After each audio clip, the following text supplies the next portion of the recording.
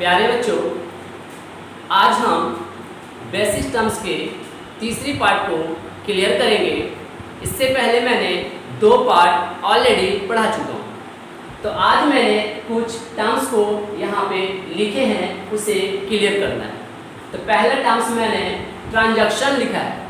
आइए हम लोग जानते हैं ट्रांजैक्शन किसे कहते हैं। तो ट्रांजैक्शन का हिंदी होता है लेन देन, ठीक है। तो बिजनेस में क्या होता है भाई, हर चीज का लेन देन होता है। तो हम लोग क्या कहेंगे, जब 2 या 2 से अधिक व्यक्ति आपस में कोई सामान को आदान और प्रदान करता हो, उसे हम लोग ट्रांजैक्शन कहेंगे। जैसे में हम आपको एग्जांपल देते हैं, यहाँ पर XYZ कंपनी है और दूसरा ABC कंपनी है, दूसरा XYZ कंपनी है। अब 2 कंपनी यहाँ पर हैं। अब यहाँ से कोई वस्तु का मैन्युफैक्चरिंग होता हो और ये क्या करते हैं, ट्रेडिंग कंपनी है, फिनिश गुड्स को खरीद के दूसरे जगह बेचते हैं। ये ABC कंपनी क्या करते हैं, माल का मैन्युफैक्चरिंग करते हैं और दूसरी कंपनी क्या है, इसको बेचते हैं। तो यहाँ से जो माल को परचेज किया जाएगा, फिर ये यहाँ से एज ए कस्टमर को बेचा जाएगा, यही तो ट्रांजैक्शन है। मतलब क्या है, यहाँ से वस्तु लेना, दूसरे के बेचना। क्या यहाँ पर एक व्यक्ति है? नहीं, यहाँ पर कितने हैं, 2 या 2 से अधिक व्यक्ति हैं। इसी को हम लोग ट्रांजैक्शन कहेंगे। ऐसे देखा जाए तो यहाँ पर एक डेफिनेशन मैंने लिखा है, a transaction is a financial event that change the financial position of business. कहता है ट्रांजैक्शन हम उसे कहेंगे जो बिजनेस के फाइनेंशियल पोजीशन को बदल देता हो। जैसे में भाई यहाँ से जब कोई सामान को खरीदेंगे, तो जब यहाँ से वस्तु जाएगा, गुड्स जाएगा, तो दूसरा पार्टी का कैश का वैल्यू डिक्रीज हो जाएगा। एक व्यक्ति का जब कैश वैल्यू बढ़ेगा तो दूसरा घटेगा, तो ऑटोमेटिक क्या है, ट्रांजैक्शन होगा। ठीक है। अगर आपको मैं दूसरा एग्जांपल दूं तो यहाँ पर एक है, जैसे में cash deposit into SBI bank. ठीक है, कितना, 5,000 रुपया SBI बैंक में जमा किए। कौन किए, मैंने किया। 5,000 रुपया क्या किया, SBI बैंक में मैंने डिपॉजिट किया। तो क्या यहाँ पे ट्रांजैक्शन है? कहता है ट्रांजैक्शन हो रहा है। कैसे, एक मैं, दूसरा SBI, 2 व्यक्ति के बीच में क्या हो रहा, फाइनेंशियल पोजीशन में बदलाव आ रहा। जैसे में जब 5,000 रुपया मैं यहाँ से लेकर के बैंक जाऊंगा, तो मेरा बैंक बैलेंस इंक्रीज हो जाएगा और कैश बैलेंस रिड्यूस हो जाएगा।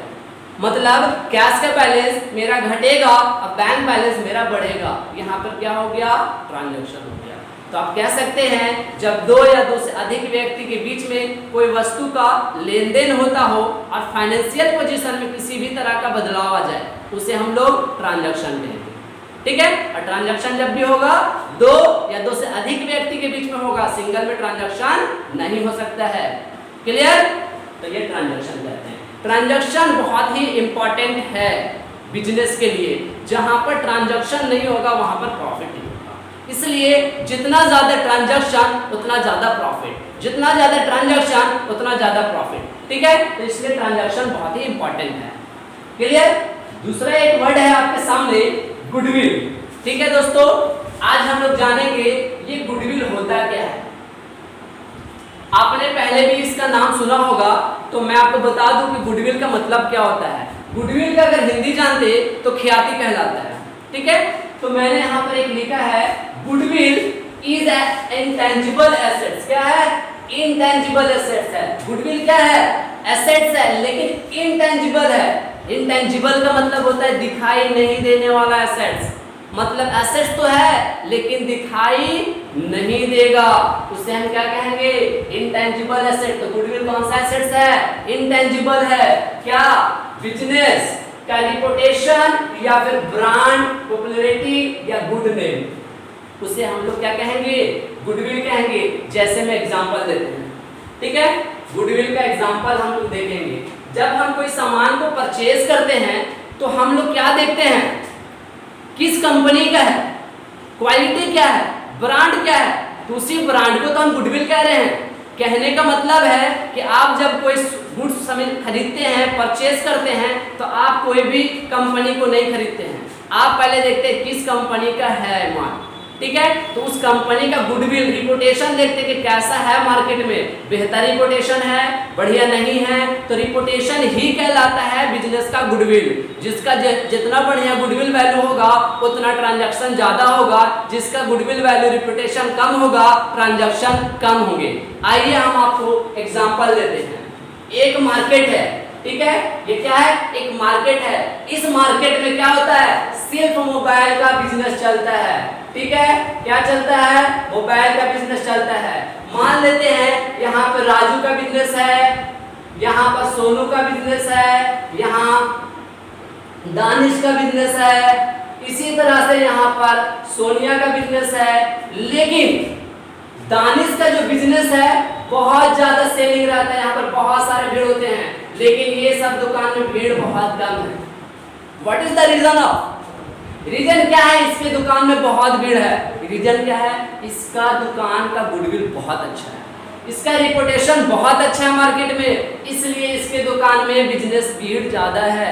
क्योंकि ये दुकान बहुत ही पुराना है, सारे दुकान नए हैं, तो नया दुकान का रिपुटेशन कम होता है, तो बिजनेस में क्या होगा, भीड़ कम होगी।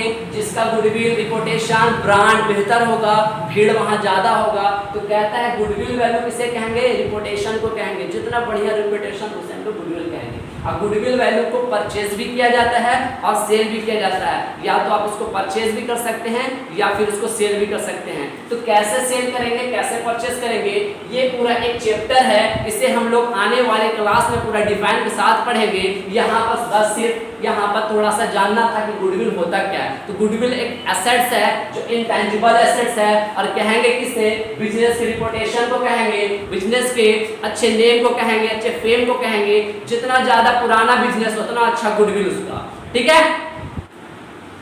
नेक्स्ट है हमारा डेप्रिसिएशन। डेप्रिसिएशन का मतलब क्या होता है, तो आएंगे डेप्रिसिएशन का मतलब समझेंगे। डेप्रिसिएशन का मतलब होता है ह्रास। जब हम बिजनेस में फिक्स एसेट्स को परचेज करते हैं, तो जब क्या करते हैं, बिजनेस में फिक्स एसेट्स को परचेज करते हैं, तो जिस टाइम हम बिजनेस में परचेज करके लाए थे और अब में दोनों का जो डिफरेंट होगा वैल्यू, उसको हम लोग कहेंगे डेप्रिसिएशन चार्ज। डेप्रिसिएशन चार्ज दो तीन तरह से हो सकते हैं, जैसे में टूट फूट जाने के कारण, पुराना हो जाने के कारण, मटेरियल घिसा जाने के कारण, ये तीनों कारण डेप्रिसिएशन का होता है। जैसे में हम बताएंगे आपको कि क्या करेंगे, कोई हम लोग फिक्स एसेट्स को खरीदेंगे, ठीक है।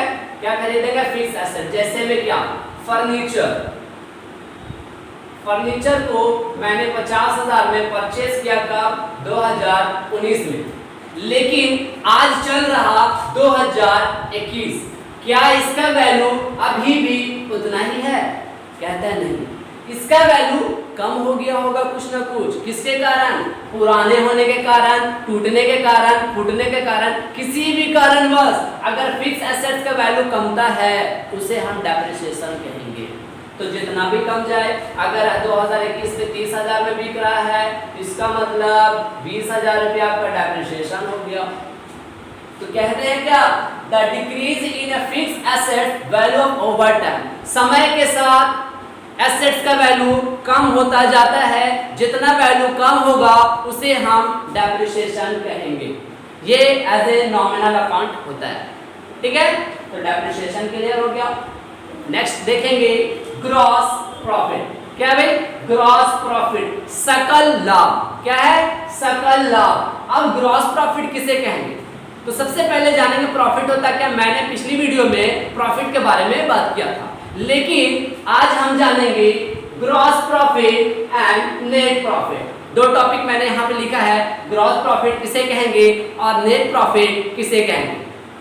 तो प्रॉफिट का मतलब होता है कि मैंने जो भी मटेरियल खरीदा है, कितना में, मान लेते हैं ये मार्कर को मैंने 5 रुपया में खरीदा है और 6 रुपये में बेच दिया, तो 1 रुपया मेरा प्रॉफिट है, ठीक है। तो हम लोग ये तो नॉर्मल भाषा में जानते हैं प्रॉफिट होता है, लेकिन अकाउंटिंग भाषा में हम लोग इसे क्या कहेंगे, तो ग्रॉस प्रॉफिट कहेंगे। जैसे टोटल सेल मैंने जितने में बेचा है और टोटल कॉस्ट जितना पैसा लगा था यहाँ तक फिनिश गुड्स रेडी करने में या लाने में, तो दोनों को डिफरेंट जो करेंगे वो आपका क्या हो जाएगा, ग्रॉस प्रॉफिट। जैसे में 500 में कोई एसेट्स को सेल करते हैं और उसका एक्चुअल कॉस्ट जो था वो 400 था, तो आपका 100 रुपया क्या हो गया भाई, प्रॉफिट हो गया। क्लियर? अब ये 100 रुपया प्रॉफिट हुआ, लेकिन कहता है कि ये तो ग्रॉस प्रॉफिट है, सकल प्रॉफिट है, एक एवरेज मिल गया कि इतना प्रॉफिट होगा, लेकिन क्या ऑनर को पूरा 100 रुपया मिल जाएगा, वहां के जो बिजनेस के मालिक होंगे क्या उसका 100 रुपया मिल जाएगा? कहता है नहीं। आइए, ऑनर का अधिकार नेट प्रॉफिट पे होता है, तो नेट प्रॉफिट कैसे निकलेगा?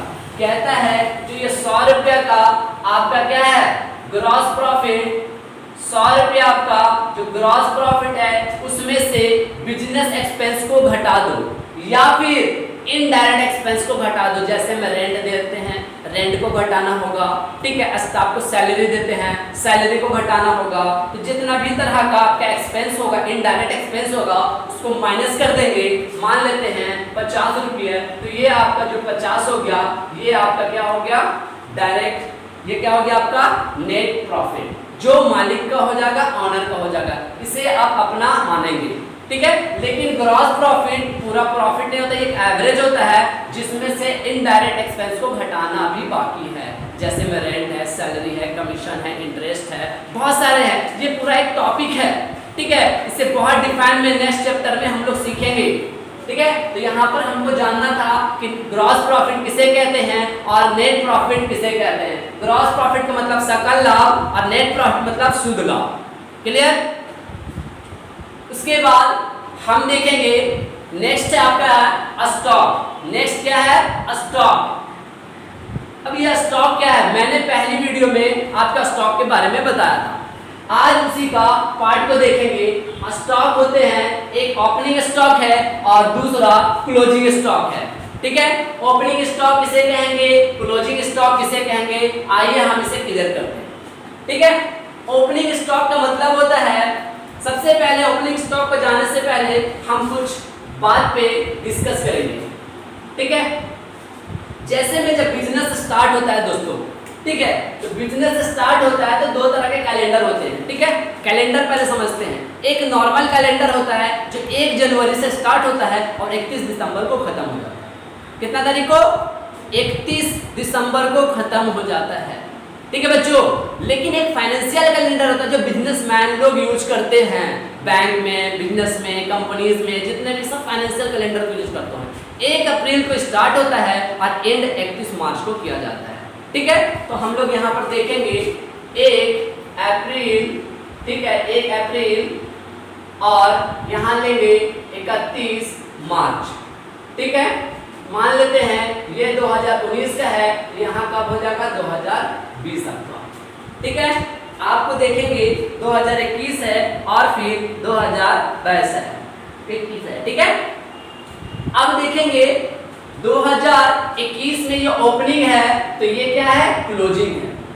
अब हम बिजनेस स्टार्ट किए, जो गुड्स को परचेस करके लाए, क्या किए, गुड्स को परचेस करके लाए, लेकिन अभी अनसोल्ड है, लेकिन beginning of the period, beginning of the period, तो ये क्या हो जाएगा आपका, यहाँ पर जितना भी मान लेते हैं 50,000 का आपने माल परचेस किया, ये आपका क्या हो गया, ओपनिंग स्टॉक। लेकिन इसमें से पूरे साल बेचते हैं, बेचने के बाद पता चला आपका टोटल माल कितना बिका, 40,000 का बिक चुका है। तो ये जो 10,000 बचा हुआ है, 10,000 का माल, ये आपका क्लोजिंग हो गया। जैसे में आप देखेंगे फाइनेंशियल ईयर के आखिरी में जो माल बचा हुआ होता है, जो अभी तक अनसोल्ड है, बिका नहीं है, कब देखेंगे, एंड में देखेंगे। एंड में देखेंगे कि माल वो अभी तक बिका नहीं है, उससे हम लोग कहेंगे क्लोजिंग स्टॉक, ठीक है। अगर आप एक छोटा सा एग्जांपल देखना चाहेंगे तो मैं बताता हूँ आपने कभी गया है होटल, होटल में देखते होंगे कि सुबह में बहुत सारे समोसा क्या करते हैं, बनाया जाता है। तो मान लेते हैं एक होटल है जो 100 समोसा एवरीडे बनाते हैं। अब सुबह में 100 समोसा क्या किए, बनाया गया है, ठीक है। अब बनाने के बाद शाम सुबह में जो बनाया गया 100 समोसा, वो उसका ओपनिंग स्टॉक हो गया। अब शाम तक जितने भी समोसा बिक गए, जो बचा हुआ है वो क्या है, क्लोजिंग स्टॉक। जो बिक गया तो बिक गया, जो नहीं बिका ओपनिंग से माइनस कर देंगे, जो बचेगा आपको वो क्लोजिंग स्टॉक हो जाएगा। लेकिन वो नेक्स्ट डे फिर ओपनिंग का रूप ले लेगा। कहता है कैलेंडर चेंज, क्लोजिंग बदल जाएगा ओपनिंग में, ठीक है, क्योंकि कल होके वो ओपनिंग का रूप ले लेगा, ठीक है। तो इसे कहते हैं ओपनिंग स्टॉक और दूसरा है क्लोजिंग स्टॉक। फिर उसके बाद नेक्स्ट टॉपिक हमारा है आउटस्टैंडिंग एक्सपेंस, ठीक है। क्या है, आउटस्टैंडिंग एक्सपेंस। अब एक्सपेंस तो आप जानते होंगे, लेकिन ये आउटस्टैंडिंग एक्सपेंस किसे कहते हैं, तो कहता है उसी के साथ दूसरा है आउटस्टैंडिंग इनकम। दोनों एक दूसरे से अटैच है, इसलिए हम क्या करेंगे, दोनों को साथ में बताएंगे। क्लियर है? देखिए दोस्तों, यहाँ पे जो ओपनिंग आउटस्टैंडिंग एक्सपेंस है, एक्सपेंस मतलब होता है खर्च, ठीक है। तो यहाँ पर हमारे बिजनेस के कितने तरह के खर्च हैं, जैसे रेंट खर्च है, सैलरी खर्च है, कमीशन खर्च है, इलेक्ट्रिसिटी चार्ज खर्च है, ठीक है बच्चों। तो ये सारे क्या है, खर्च हैं। लेकिन ये खर्च जब एक महीना होता है, जैसे 1 अप्रैल को, ठीक है, 1 अप्रैल को बिजनेस स्टार्ट हुआ और 31 अप्रैल को इसका पेमेंट होगा, जब 1 महीने का। तो जैसे इलेक्ट्रिसिटी चार्ज आता है 1 महीने पे, उसको पे करना एक्सपेंस कहलाता है। लेकिन वो पैसा को अगर अभी तक आप पे नहीं किए हैं तो वो आउटस्टैंडिंग एक्सपेंस कहला जाएगा। एज ए कर्ज, अगर आपका बहुत सारा सर्विस लिए हुए हैं, आपने उस सर्विस का यूज किया लेकिन अभी तक उस सर्विस का पेमेंट नहीं किए, तो वो कहलाया जाएगा आउटस्टैंडिंग एक्सपेंस, ठीक है। और अगर किसी को आपने सर्विस दिया और उसका पेमेंट अभी तक नहीं आया, उसे कहेंगे आउटस्टैंडिंग इनकम, ठीक है। कहता है गुड्स के अलावा जितना भी सर्विसेज होंगे सब आउटस्टैंडिंग कहलाएगा। गुड्स के अलावा अगर हम किसी से सर्विस लेते हैं, उसके बदले पैसा देना होता है, अभी तक नहीं दिए, उसको कहेंगे आउटस्टैंडिंग एक्सपेंस। दूसरा, अगर हम किसी को सर्विस दिए, उसके बदले पैसा लेना है, अभी तक नहीं मिला, आउटस्टैंडिंग इनकम। क्लियर? तो यहाँ पे कहता है गुड्स के अलावा जो भी होगा सब आउटस्टैंडिंग एक्सपेंस और इनकम कहलाएगा, ठीक है। नेक्स्ट आपका है वॉचर, ठीक है। आपने बहुत बार देखा होगा सर वॉचर का नाम क्या होता है, सेल वॉचर, परचेज वॉचर, ठीक है। तो बहुत तरह के वॉचर होते हैं। तो वॉचर होता है क्या, तो कहते हैं ए वॉचर इज ए डॉक्यूमेंट है, क्या है, डॉक्यूमेंट है यूज्ड बाय ए कंपनी और बिजनेस के द्वारा क्या किया या कंपनी के द्वारा इसे यूज किया जाता है। जैसे में माल बिकता है तो सेलिंग वॉचर देते हैं, माल खरीदते हैं तो परचेज वॉचर देते हैं, माल को सेल करते हैं तो परचेज हो गया। इसी तरह से पेमेंट करता है तो पेमेंट वॉचर होता है। क्या है, एक डॉक्यूमेंट इशू किया जाता है, किसके द्वारा, बिजनेस के द्वारा, कि मैं एक परिणाम दे रहा हूँ कि आपने पेमेंट दे दिया, आपने पैसा ले लिया, ठीक है। तो देना लेना जितना भी रिकॉर्ड मेंटेन किया जाता है एज ए वॉचर के अंदर रिकॉर्ड मेंटेन होता है, जैसे एक डॉक्यूमेंट का रूप ले लेता है, ठीक है। तो हम लोग उसे क्या कहेंगे, वॉचर कहेंगे। जब आप कभी सामान परचेज करते हैं तो परचेज वॉचर आपको मिलता होगा, आप अगर माल को बेचते हैं तो सेल वॉचर मिलता होगा, मतलब एक छोटा सा बिल जिसमें लिखा रहता है voucher, invoice bill, purchase bill, sale bill, है ना। तो उसी को हम लोग क्या कहेंगे, वॉचर। जो वॉचर क्या था, बिजनेस में बहुत ज्यादा यूज किया जाता है, ठीक है।